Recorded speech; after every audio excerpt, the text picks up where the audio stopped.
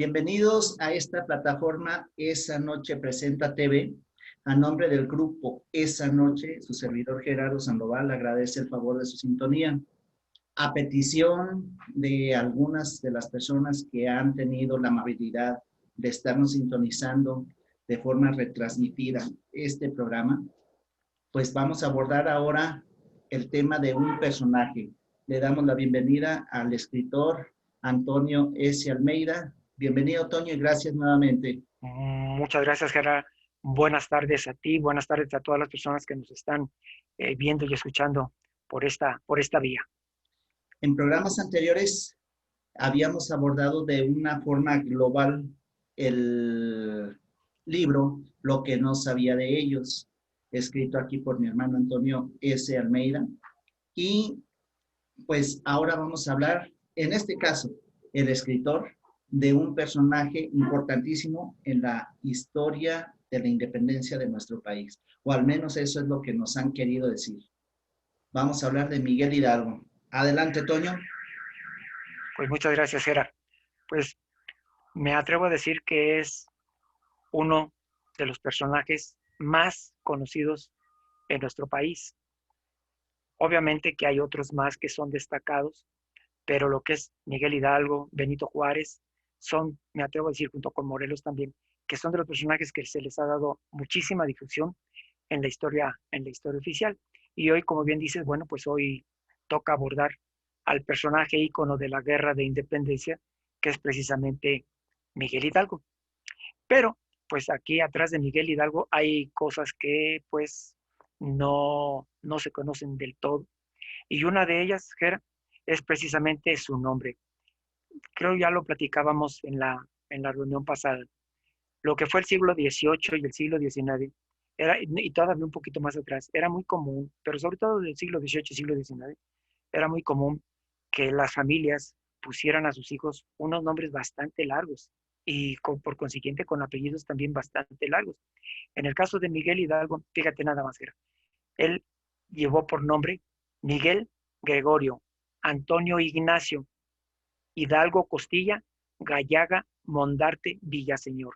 Ese es el nombre completo de este gran personaje.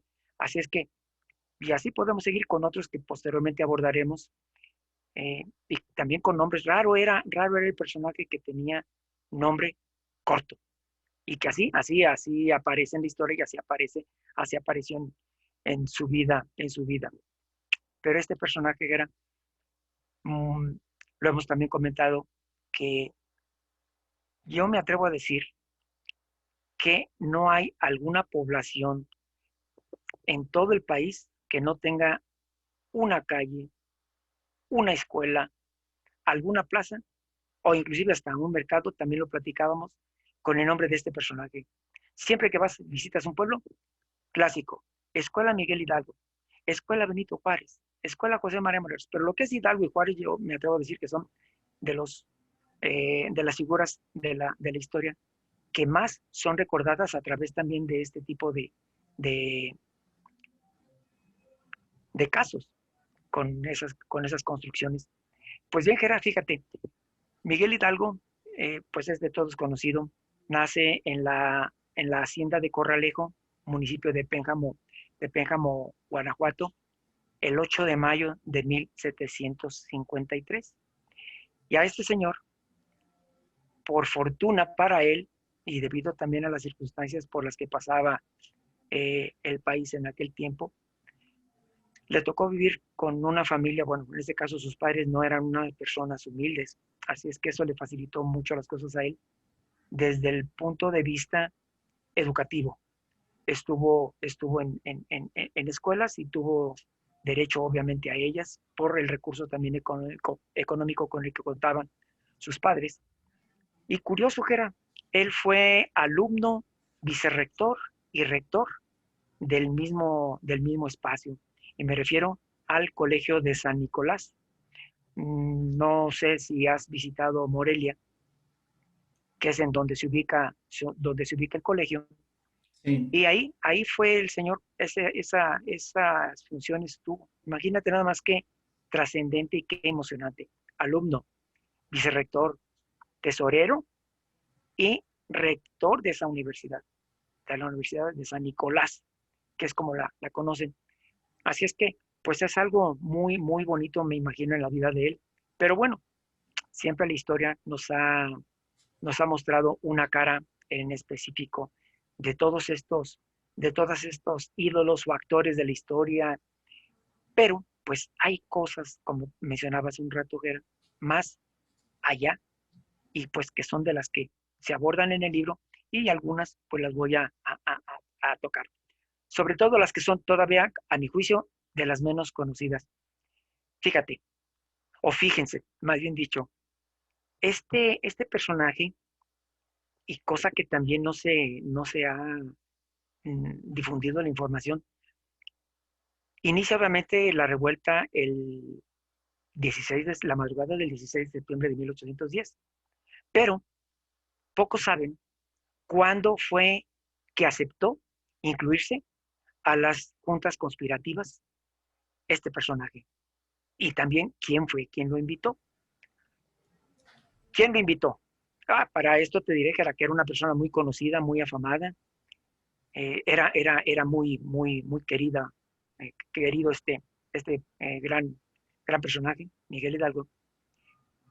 Entonces, el que le hace la invitación para incluirse en estas juntas y por consiguiente a futuro en el movimiento insurgente fue nada menos y nada más que Ignacio de Allende. Él le hace la invitación, pero ni te imaginas cuándo. Marzo, abril, mayo, junio, julio, agosto, septiembre, 6 meses antes de que se iniciara la lucha. Realmente fue muy poco tiempo el que estuvo en las juntas y sin embargo esto poco se conoce. Cualquiera, recuerdo al menos cuando estábamos en la escuela, que él se reunía con Josefa, con el corregidor, con Allende, con todos los demás Aldama.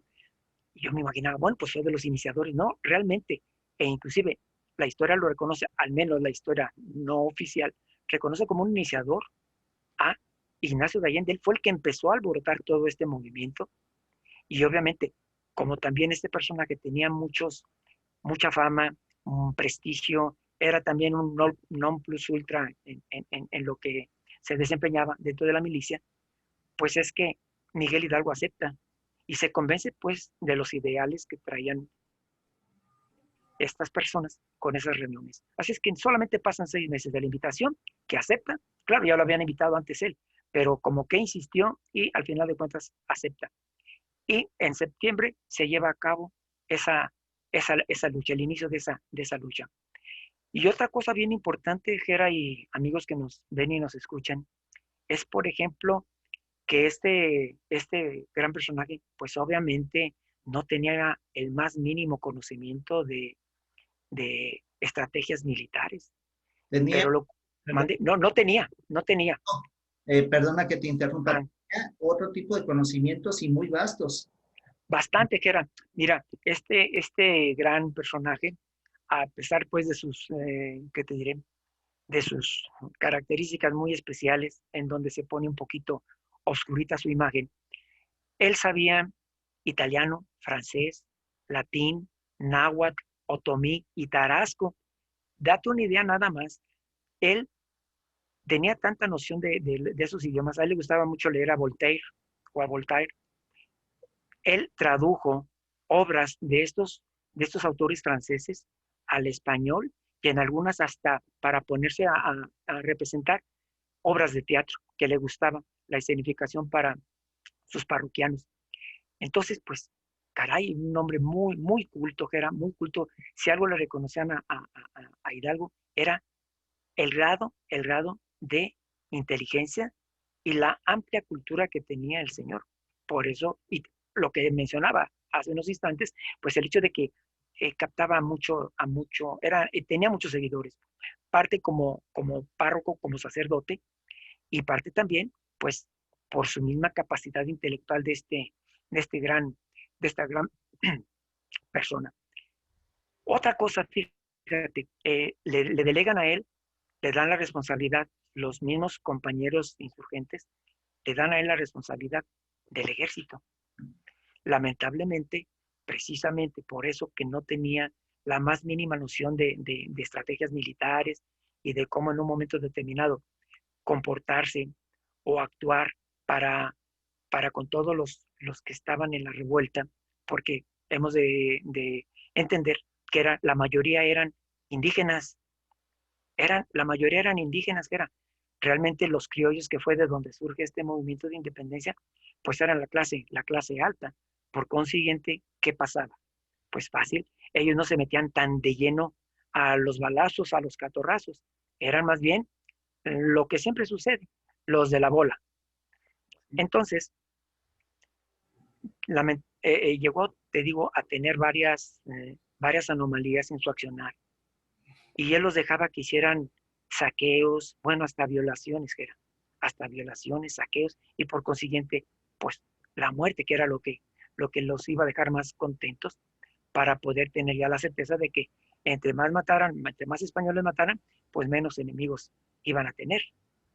Y tanto fue así, que era de tantas cosas anómalas que surgieron, como el mandato principal en el ejército insurgente por parte de Hidalgo, que bueno,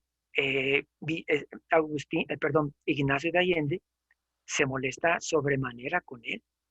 Inclusive hay por ahí algunas notas que al cura se refiere, unos autores te manejan que Ignacio de Allende se refería a Hidalgo como el cura bribón, y otros autores te manejan que Ignacio de Allende se refería el cura, y con todo respeto lo digo para quienes nos están escuchando, el cura cabrón. Entonces, pues ya son palabras mayores.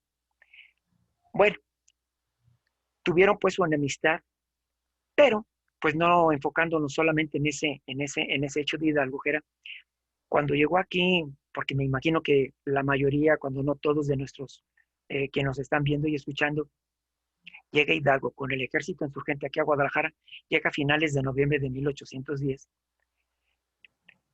Surge algo muy, muy, muy curioso, que era, inclusive de ahí también surgió un rumor muy fuerte en ese tiempo y todavía años después, de que Miguel Hidalgo venía acompañado de una dama que inclusive dormía, si no propiamente en el espacio donde Hidalgo eh, dormía, pasaba la noche, en algún espacio contiguo. Y es que resulta que este personaje, Gera, y nuestros queridos cibernautas, decían que era muy guapa la dama, y llegó con un protocolo militar, un cortejo eh, muy extraordinario. A los pobladores que les tocó ver ese cortejo cuando llegó esta señorita a Palacio para entrevistarse con Hidalgo, pues creían que era el mismísimo Fernando VII. A Palacio de, Este, esta, esta, perdón, a Palacio de Gobierno, Palacio de Gobierno para a quien Palacio de vive aquí en Guadalajara o conoce el área centro, es el palacio que se encuentra a un costado, más bien la parte trasera de Catedral, o donde está el kiosco, donde está la Plaza de Armas, que tengo entendido sí, también tiene ahí una historia, porque el kiosco, uh-huh. Hidalgo lo nombró, Al Palacio, perdón. ¿sí? ¿Cómo nombró ahí el Palacio de Gobierno? Pues él lo nombró como el Palacio Nacional. El primero. Fue el primer Palacio Nacional que existió en nuestro país, el de Guadalajara. Obviamente, ya con los años futuros, pues el Palacio Nacional está donde hasta en la actualidad permanece, que es en la Ciudad de México. Pero bien, que era, retomando, esta chamaca de 17 años aproximadamente, llevó por nombre María Luisa Gamba Pérez Sudaire. Lo que sucede es que ella era una especie los padres de esta chamaca, no tengo así, al menos de momento el recuerdo, si murieron o se fueron a otro país a vivir precisamente por la revuelta, y esta chamaquita no los quiso acompañar. Entonces, previamente, de una manera muy extraordinaria, muy encarecida, le pidieron a Hidalgo que cuando ellos ya no estuvieran, ya sea físicamente por haber pasado a otra vida, o que se hubiesen ido a un país, a cualquier otro país, se hiciera cargo de esta señorita. Hidalgo aceptó de muy buena manera. Pues es de esperarse, y más si estaba de buen ver la chamaquita, pues es natural, no es criticable. Entonces, como estaban compartiendo el mismo espacio, se llegó a comentar de que tenían por ahí amoríos. No está nada comprobado, así como podemos pensar en que los hubo, podemos pensar en que no los hubo. Pero considerando la diferencia de edades, que era bastante, pues yo creo era más o menos de 40 años que era. Hidalgo para ese tiempo, para 1810, tenía 57 años. La chamaquita 17, pues 30 años, perdón, 30 años de diferencia eran los que le llevaban. Bien, este personaje quedó posteriormente a la salida de Hidalgo de aquí de Guadalajara. 40 años, Toño. 40 años, sí es cierto, 40 años, 40 años.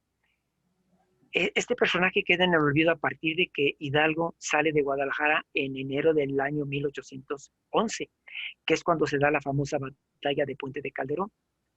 Si te fijas, estuvo mucho más, aproximadamente unos 40 días en esta ciudad.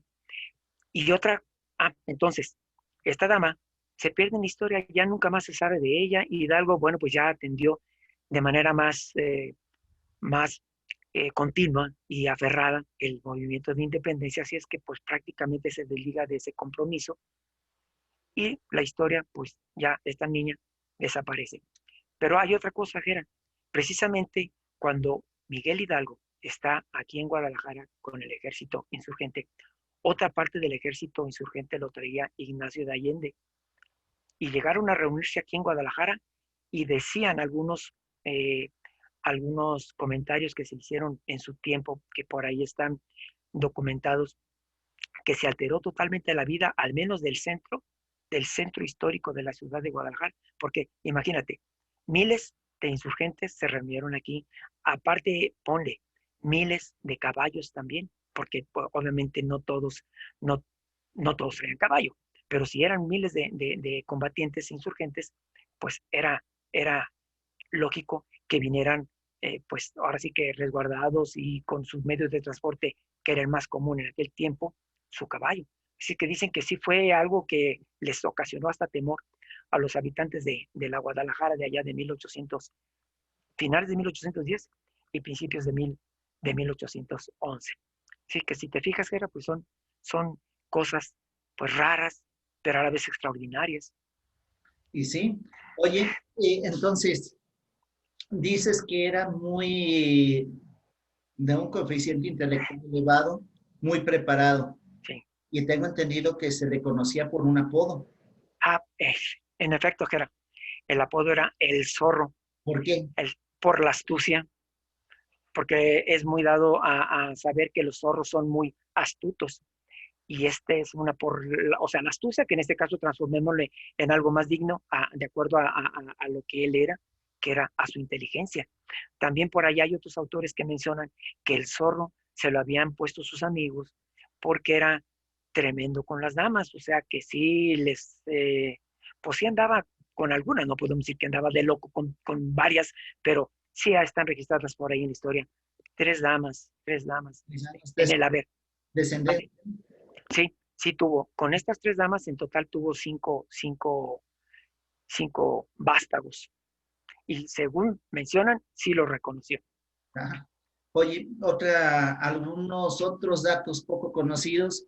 Hay uno que a mí me llamó la atención sobremanera y la mayoría, te estoy hablando por esta zona donde vivo, Sí, claro. y también tú viviste, Mm, eh, mandaba hacer algo aquí, cerca de mira, las Barranquitas. mira, para quienes nos estén viendo y escuchando, que vivan por el barrio del Retiro, por el barrio de las Barranquitas, que anteriormente así le llamaban las Barranquitas, y relativamente también abarca lo que, perdón, ahora se conoce, aunque yo un poquito más retirado, pero todavía con Linda, con las Barranquitas, el, la colonia o el fraccionamiento de Colinas de la Normal, pero específicamente fue entre el Retiro y las Barranquitas, donde Hidalgo, obviamente cuando estuvo aquí en Guadalajara, mandó matar a razón de como 300 españoles en ese espacio. Yo digo, no sé si te tocó, Gera, cuando eras niño todavía lo que es las barranquitas, cómo se veían como barranquitas. Solamente las separaba un muro que estaba a un costadito de la banqueta y veías tú las barrancas como tal. Entonces decíamos, al salir de la escuela decíamos, con razón se llaman barranquitas este espacio. Pues ya tiro por nada. Pues por ese rumbo, Muy por cerca. eso, Estudiamos la primaria, sí, estudiamos la primaria a ahí 2 en la cuadras, escuela, que fue la urbana 78 o 79, 79. 79, 71 común, era turno matutino y era femenino, sí, y 79 era turno vespertino. comúnmente conocida en el barrio, al menos en los rumbos cercanos, como en la plazuelita también, como la escuela del As de Oros. Bueno, y esa es otra historia de meternos el Luego, porqué ¿te el As de parece? Oros. Te, Sí, te comprometo para un día hablar de cosas de aquí, de esta zona de la ciudad. correcto, que era, correcto. Nos abocamos Se me hace interesante. y muy interesante. Entonces, te voy a hacer una pregunta. Dime, que era, a tus órdenes. Para ti, Miguel Hidalgo, como lo conocemos la mayoría, es el personaje más trascendente de la historia. Mira, que era, De la historia de la independencia. de la historia de la independencia sí es el más trascendente, el más conocido, pero Pero más mande, importante, el que haya influido más en la libertad, mm, mira, no comparto eso, que era. no. Él sí tuvo las agallas, pues, como para decir, empezamos la lucha, cosa que tanto Aldama como de Allende no querían hacerlo tan rápido. Y él de una o de otra forma los obligó ¿Se en vería, cuanto le dieron. se vería obligado por algo o por alguien? Pues, mira, Gera, lo que sucede, y también poco se informa, que en ese tiempo España tenía problemas con Francia y Napoleón había puesto ya para que se hiciera cargo de algunas zonas del mundo y no era muy alejado, que también fuera de este espacio acá en la Nueva España, empezaron a tener temor tanto españoles como criollos, que era prácticamente la mayoría de los combatientes, de los insurgentes de cabecillas de grupo. Así es que se vieron amenazados sus intereses, se vieron amenazados sus canonjías que tenían como criollos, y esto motivó, pues antes de que me quiten, antes de que me arrebaten lo que poseo, pues yo me arrojo a combatir. Preferible combatir y conservar las cosas que tengo hasta donde me sea posible y no que vengan con otras ideas un país totalmente diferente a España y eso ocasionara pues una debacle aquí, que a final de cuentas fue una debacle con la lucha de independencia. Ahora te voy a hacer una pregunta referente a el grito de la independencia. Cuando se da el grito, Hidalgo tocó la campana en la iglesia.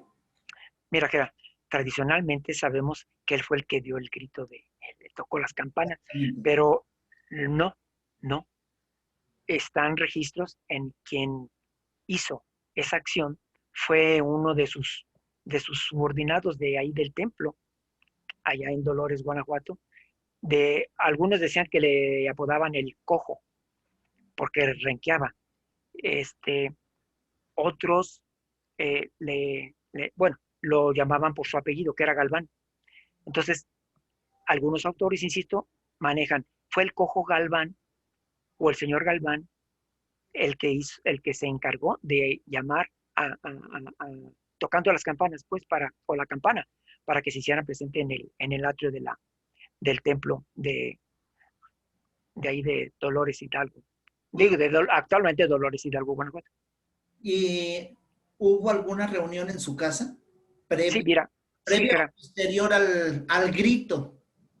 sí, mira, ya él era muy dado a tener reuniones con intelectuales de aquel tiempo, con personas que estaban en los puestos importantes dentro del gobierno, y eso le permitió, pues te digo, que lo conocieran, se hizo de muchas amistades, pero ahí aparte de que se bebía, porque sí se bebía, perdón, bebida embriagante, no quizá como la que conocemos ahora, que muy probablemente sean más fuerte su efecto y más inmediato que lo que se consumía en aquel tiempo, en el siglo XIX, pero hablaban de teología, hablaban de política, hablaban de historia inclusive. Así de que muchas personas acudían a la casa de este personaje, inclusive jugaban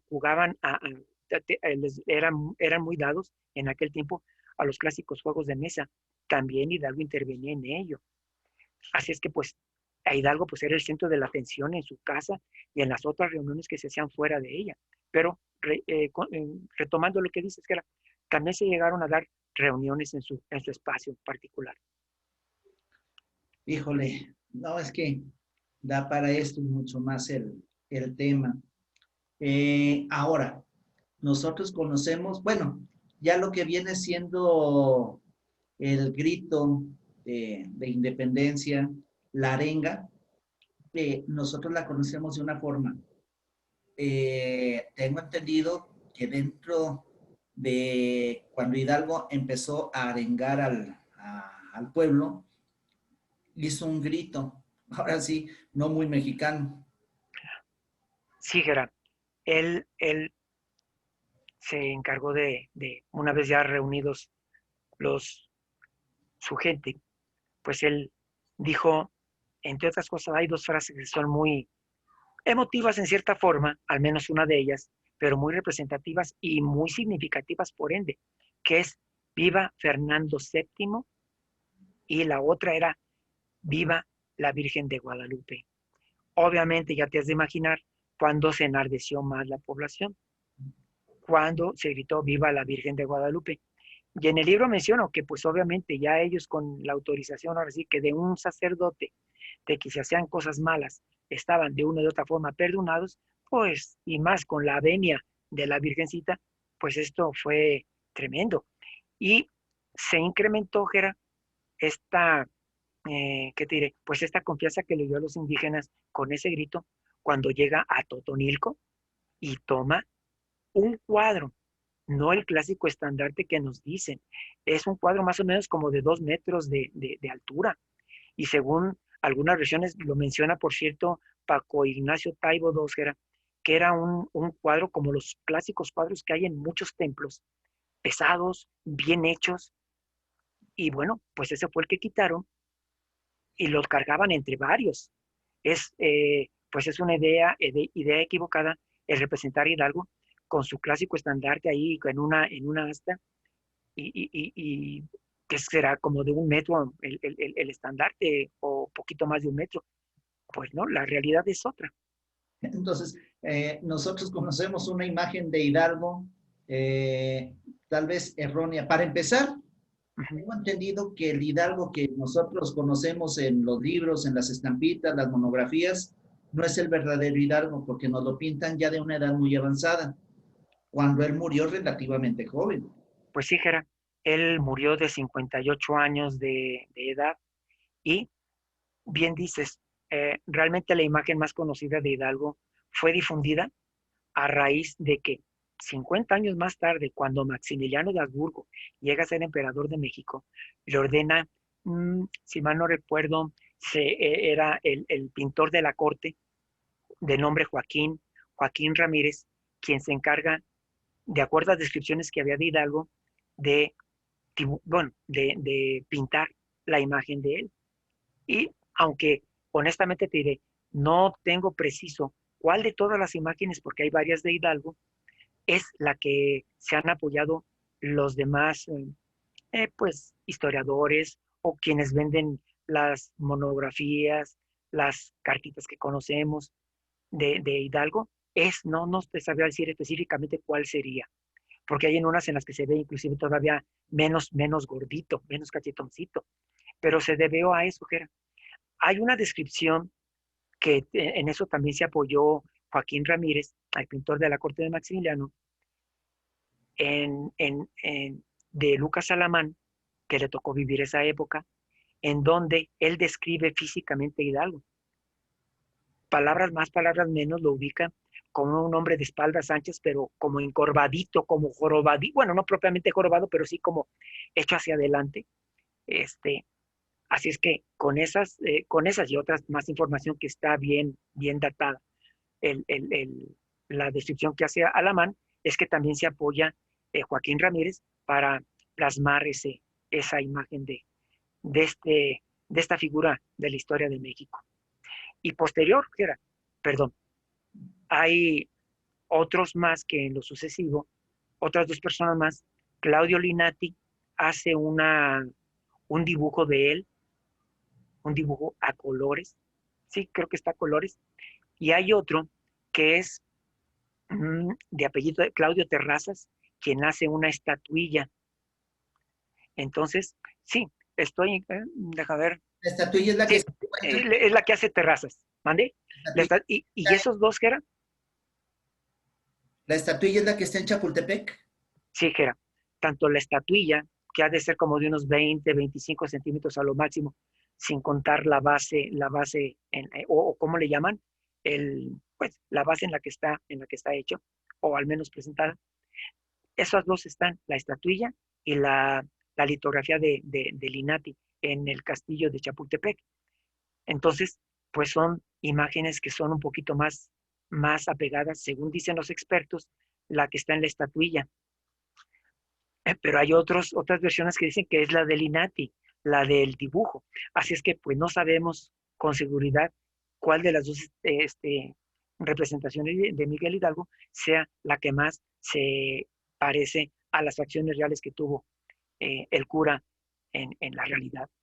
Pues mira, yo en lo que leí aquí en el libro, más otras cosas que he investigado, precisamente a, a raíz de que tú escribiste el libro, nos pintan algunos personajes de la historia de una edad más avanzada que en la que en realidad tenían cuando fue la guerra de independencia. A título personal, ¿por qué crees que nos lo pintaran así? Pues mira, Gera, en el caso hablas específicamente de Miguel Hidalgo o de otros más. De muchos. Me enteré, de hecho hoy me enteré de José Ortiz de Domínguez, que nos la pintan de una forma cuando en realidad era de otra, Sí, incluso sí. más joven. Uh-huh. Mira, el caso de Josefa Ortiz, hay una pintura de ella que parece que fue hecha contemporáneamente a su estancia en este planeta y no se parece en lo más mínimo a la Josefa que nos mostraron en los billetes de a 5 pesos, que nos han mostrado en un sinfín de imágenes donde viene ella y normalmente viene de perfil. Si te fijas o se fijan quienes nos están atendiendo, haciendo el favor de atender, no está de frente. Pocas son las imágenes de Josefa en donde se encuentra de frente. Y pues sí, según tengo entendido, era mujer guapa, guapa si tú quieres a secas, y con buenos atributos físicos, por Entonces, natura. Uh-huh. eh, en cuestión de Hidalgo, para seguir en el tema, Sí. eh, ¿por qué crees que nos lo pintaran de una edad más avanzada? Pues probablemente, Jera, eh, es la idea de que a mayor edad dar a entender, probablemente sea esa la idea, de que aún siendo ya de una edad avanzada, se pueden hacer grandes acciones por bien del personal o por bien comunitario, que en este caso, bueno, pudo darse esa representación ya de un anciano, como nos decían en algunos textos, el anciano de Dolores, que era como lo calificaban. Esa puede ser una. Otra, que como nunca se tomaron la molestia de hacer una imagen de él, pues cada quien le dio su versión, muy probablemente acercándose a algunas imágenes de personas que todavía conocían ellos y que estaban en vida, que se podían asemejar a Miguel Hidalgo. Corre versión, por ejemplo, que la imagen de Miguel Hidalgo también es de un personaje, no sé de qué, de allá de Europa, que se parece mucho. Hace como unos 3 meses vi la comparación de la imagen tradicional que tenemos de Hidalgo aquí en México con la imagen que es de ese personaje que no recuerdo su nombre en este momento, de allá de Europa, contemporáneo a Hidalgo. Entonces, pues, saber con exactitud a qué se debió esa imagen ya de una persona de mucha edad, se lo hicieron, no hay algo definido. De acuerdo. Falleció entonces a la edad de 58 años. 58 años, Gera. ¿Sus restos dónde se encuentran en la Mira, actualidad? Gera, sus restos, inmediatamente de que fue asesinado en Chihuahua, sus restos los pusieron en una capilla de por ahí, hacia prácticamente de donde estaba contigo, creo que estaba contigua a donde él pasó ya sus últimos momentos de vida. Y lo enterraron. Obviamente, ya te has de imaginar, lo degollaron y solamente el resto de su cuerpo quedó ahí. Pero ya años posteriores, sus restos los trasladan una vez que ya este, Plutarco Elías Calles decreta que lo que es la columna del Ángel de la Independencia o la columna de la Independencia fuera una especie pues de museo de osamentas para rendirles honores a grandes figuras de la historia, no importa que no hayan sido contemporáneos, porque creo están 12 que no pertenecen todas creo que no pertenecen todas a la misma etapa, pero bueno, muy al margen de ello, están los restos de Hidalgo están en la columna de la Independencia abajo. Por cierto, me llamó la atención, Ger, cuando vi los restos de él, que en el centro del cráneo tiene un hoyo enorme, esa pieza, un hoyo enorme. Dije, ah, caray, pues, ¿qué pasaría aquí? Y bueno, y esto porque están señalados de quién son cada uno. Pero ahí están, Ger, en la Ciudad de México. Para las personas que tengan la oportunidad de visitar la Ciudad de México, se puede visitar para el museo, ¿no?, o el mausoleo donde se encuentran los restos de los próceres de la patria. Sí, Gera, ignoro realmente el horario que tengan para hacer las visitas a este espacio. Pero sí se puede. Sí se puede, Gera. Perfecto. Y sí es impresionante. Sí, sí, me imagino. Ahora, algo con lo que te gustaría cerrar la charla, la plática de Miguel Hidalgo y Costilla, como comúnmente lo conocemos.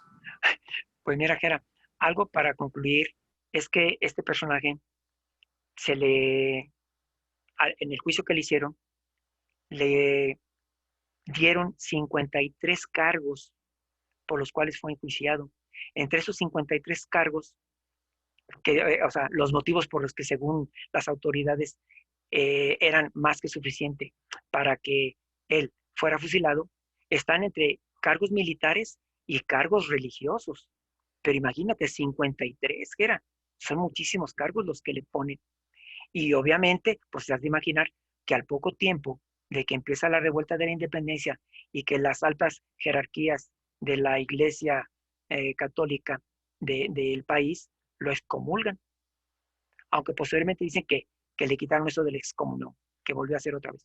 Pero algo, fíjate, Gera, y nuestros distinguidos cibernautas, poco se sabe, Gera, pero como degradación religiosa previo, no recuerdo si fue cuando le hicieron el juicio o poco antes de fusilarlo, le rasparon las manos con un cepillo de cerdas metálicas. Algunos autores manejan que no nada más fueron las dos palmas de las manos, sino que hasta el cráneo, aprovechando que estaba peloncito, también le hicieron esa raspadura para que, pues en señal de degradación, de no haber cumplido con los conceptos y preceptos que tiene la iglesia. Tengo entendido que lo del cráneo es porque cuando nos bautizan nos ponen una unción de un aceite. Entonces, para poderle quitar la unción de ese aceite bautismo. Oh, Híjole, bueno, pues, ¿te gustaría que abordáramos en programa posterior algún otro personaje? estoy de acuerdo, Gera. Tú dime quién o si los cibernautas sugieren a qué personaje. Si no viene en el libro, pues no importa.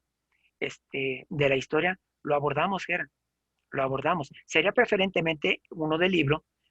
Para esto, bueno, sería conveniente mencionarlos para que tengan conocimiento quiénes son. Está Hidalgo, Morelos, Iturbide, Vicente Guerrero, Benito Juárez, Maximiliano de Habsburgo, Miguel Miramón, Antonio López de Santa Anna, está Melchor Ocampo, Porfirio Díaz, Francisco I. Madero, Venustiano Carranza, Pancho Villa y Emiliano Pues, Zapata, y por último está José Vasconcelos, y por último está Lázaro Cárdenas del Río. No sé si dije todo bien. Álvaro Obregón también. Entonces, si alguno de esos personajes que acabo de nombrar les interesa, adelante, aquí está ya la información. Y si no, pues al cabo tengo bastante fuente informativa. Esperamos que las personas que nos hacen el favor de sintonizar nos den sus opiniones y esperen la próxima semana nuevamente una charla aquí con el escritor Antonio S. Almeida. Pues, Toño, muchísimas gracias por tu aceptación a compartir tus conocimientos. Y recuerden, no se pierdan el libro Lo que no sabía de ellos. Agradecerles a todos los cibernautas que nos estén viendo y a ti por la generosa invitación que haces a tu servidor. Y les deseo a todos ustedes, a los cibernautas y a ti y a la familia, lo mejor de la vida, Gera. Lo mejor de la vida está por llegar. Igualmente. Nos vemos la próxima semana. No se pierdan Esa Noche Presenta desde la plataforma Hasta luego. Noche Presenta TV. Hasta luego.